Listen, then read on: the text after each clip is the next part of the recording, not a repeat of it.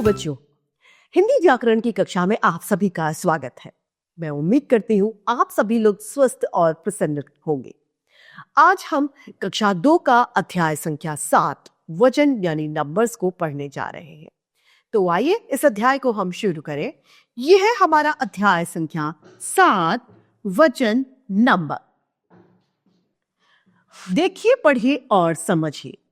पहला चित्र हमें दिया गया है मछली का। किसका?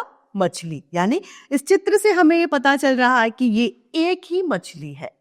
दूसरा चित्र दिया गया है जिसमें 5 मछलियां हमें दिखाई दे रही हैं और नीचे क्या लिखा है? मछलियां। यानी ये इन शब्दों से प्रतीत हो रहा है कि मछली अर्थात एक और मछलियां अर्थात एक से ज्यादा। एक से ज्यादा कितनी भी हो सकती है, लेकिन एक से वो ज्यादा ही है। तीसरे चित्र में एक माला दी गई है और नीचे लिखा है माला, और चौथे और आखिरी में लिखा है मालाएं, जिसमें एक से ज्यादा मालाएं हमें नजर आ रही है। अतः वचन से हमें किसी का एक होना या एक से ज्यादा होने का बोध हमें होता है। कोई चीज एक है या फिर एक से ज्यादा, इसका पता हमें किससे चलता है? वचन से।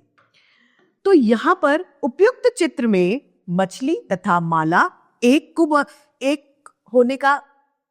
होने हमें बता रही है। यानी ये जब दोनों चीजें क्या है?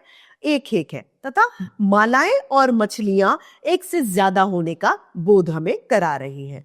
अतः ये कहा जा सकता है, शब्द के जिस रूप से उसकी संख्या या गिनती का पता चलता है, बोध होता है, उसे हम वचन कहते हैं। यानी एक या एक से ज्यादा का होने का पता चलता है किससे? हमें वचन के माध्यम से। वचन के भेद। वचन के 2 भेद होते हैं, एक वचन तथा बहुवचन।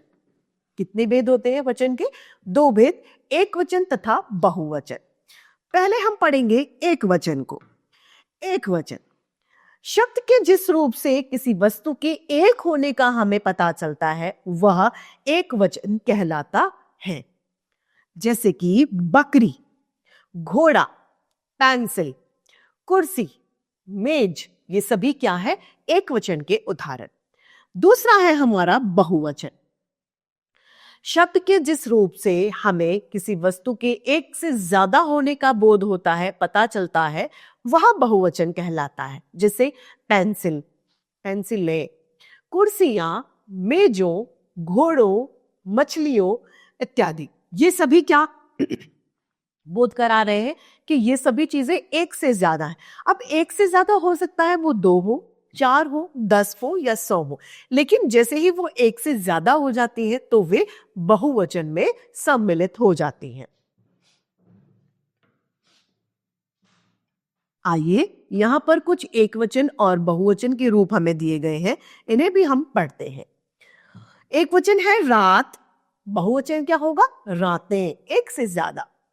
बात, बातें, आंख, आंखें, पैसा, पैसे, झूला, झूले, रास्ता, रास्ते, राखी, राखियां, लड़की, लड़कियां, चादर, चादरें, बस्ता, बस्ते, पत्ता, पत्ते, बच्चा, बच्चे, किताब, किताबें, माता, माताएं, चाबी, चाबियां, मक्खी, मक्खियां, चिड़िया, चिड़ियां, कमरा, कमरे, कुर्सी, कुर्सियां, पेंसिल, पेंसिलें, घोड़ा, घोड़े। ये सभी क्या है? एक वचन तथा बहुवचन के उदाहरण।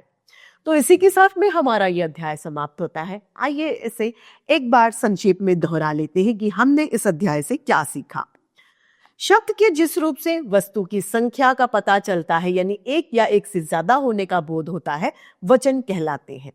वचन 2 प्रकार के होते हैं, एक वचन तथा बहुवचन। एक वचन में एक होने का बोध होता है तथा बहुवचन में एक से ज्यादा होने का पता हमें चलता है। तो इसी के साथ हमारा ये अध्याय और आज की हमारी हिंदी की कक्षा यही समाप्त होती है। फिर से हिंदी की कक्षा में ऐसे रोचक अध्याय लेके आप सभी के समक्ष प्रस्तुत होते रहेंगे। आज के लिए इतना ही, फिर मिलते हैं। धन्यवाद।